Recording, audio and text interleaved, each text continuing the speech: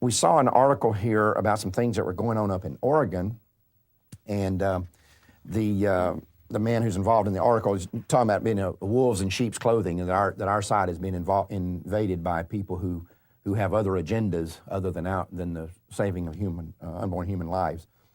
David Brownlow has agreed to join us. Hello, David. Good morning. And you're executive director of Oregon Support Life, is that correct? Life Support. Life Support, okay. Tell us a little bit about, real quickly, what happened in your situation that caused you to get involved in this. In our state, the Department of Human Services, in parentheses I should say, services, pays for abortion for indigent women. And it involves close to 1/3 of every abortion in Oregon is paid for with tax dollars. Which means they take money out of your pocketbook, who knows that it's murder, to pay for the murder of a child. Direct payments to Planned Parenthood, several other child-killing organizations in the state. About we run a biennium budget. About $3 to $4 million a year results in 4,000 dead Oregonians every year, paid for by people of faith and people of unfaith, but which we believe is an unconscionable abuse to force my family to pay, because I work here and I get a paycheck, so I pay a lot of money into the state coffers. Well, so we went. There's a big pro-life group here called Oregon Right to Life, who's part of National Right to Life, and they refused to engage in this battle. And we were at one time aligned with these folks, and over the years we watched them become more Republican than pro-life, to the point it culminated the session before last. Republicans were in charge of the House. We spent several weeks, actually several months, the research and the whole state-funded abortion and got documented proof with. We have them on our website, lifesupportoregon.org, and you can see these documents that look more like a corporate business update on how many babies were killed, what counties they were killed in by state dollars, the age of the women, the type of abortion method. It was just horrific, and it was done so sterilely that it was shocking. And so we went to every legislature and in person and lobbied, in particular the ones who ran on a pro-life platform that were endorsed by Oregon Right to Life. And we were, I guess I wasn't too optimistic, but I thought we would have at least warm reception. We got the cold shoulder, and it turns out that in the end only about 6 of 33 Republican pro-lifers voted this state-funded abortion. And we were totally blown away. I couldn't even imagine that would happen. Leadership, the Speaker of the House was a big church-going. So we began to expose them, and the culmination was last fall. We put up a pro-life candidate for governor, and the Republicans put up a pro-abort candidate for governor, and the pro-lifers flocked to this pro-abort candidate, and Oregon Right to Life endorsed him, his candidacy, because they didn't believe Mary Starrett, who's a wonderful lady, pro-lifer, they didn't believe she could win.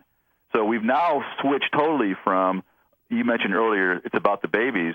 Now it's about being able to win and being in power, being invited to see people like James Dobson being invited to the parties at the White House and all that. You don't get there by doing what we're doing, which is speaking out against this. You get there by playing along to get along, and it's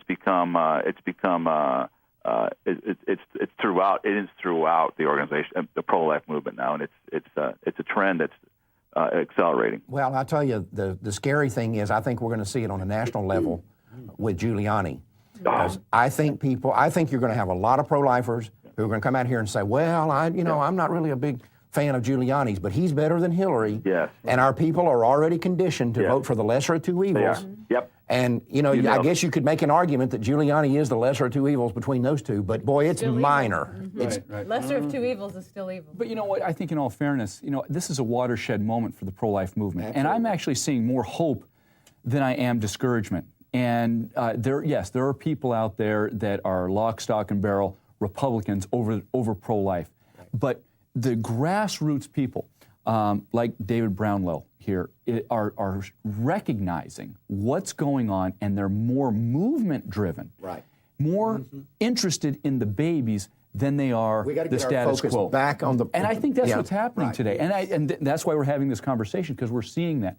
And in all fairness, Dr. Dobson, one of the true staunch pro-life heroes of our time, has sponsored over 300 crisis pregnancies to have ultrasound machines. Yeah, but I think we talked about this a couple of weeks ago, Johnny, about the black community. We're forcing people to put on their uniform, decide which side you're on and which side you're not. The line is in the sand. And the line's in the sand, and decide which side you're on. And issues like this, and what Mr. Brownlow here are talking about, they do that. They force people to say, are you pro-life or are you not? And I think it's a good thing. Even if it goes badly for us at the time, I'd rather know who our enemies are than have them behind me. Yeah. Right. Absolutely. And I appreciate what Mr. Brownlow is doing, especially. I just finished meeting Jenny Hodges down there in Georgia, a brand new pro-lifer, just coming on board, but she's done her homework. And I remember her saying to me, she said, Dr. Hunter, I went down and looked at the legislation we had, and I thought, we got all kind of legislation, and National Right to Life told us they were raising funds over this legislation. She said, I looked at it and read through it. She read it. She said, it wasn't worth the paper it was on. Right, that's right. Well, if anybody's read the partial birth abortion ban, it's clearly obvious that we've been playing a game with ourselves. I mean, I call that whole partial birth abortion ban targeting coordinates. Because all it really does is tell you at what point you can legally kill a child in the birth canal. Well, they're already looking for ways. They've already found ways around it, and I think the loopholes were written into the thing to begin with. Yeah, the loopholes are huge, and so we've kind of been down. And even in Oregon, we tried to pass another parental consent, but what it did was it authorized abortion as long as the parents consented. So we spoke against that as well, and so now we've got legislation that's even flawed, that's supposed to be pro-life. So I agree with you. There's hope out there. I mean, obviously there's hope in Christ as always, but we have to sound the alarm. And 12 years of Republican rule in the Senate and the House, and 6 years of the presidency has ended up in about 15 million abortions. I don't think we can point to a single abortion that was stopped by anything the Republicans have done over the last 12 years that they were in charge. And we've got to stop that, and we've got to punish those who take pro-life money and pro-life votes. And now we're back in the election cycle. They're in trouble. We're hearing about pro-life again. Okay, yeah.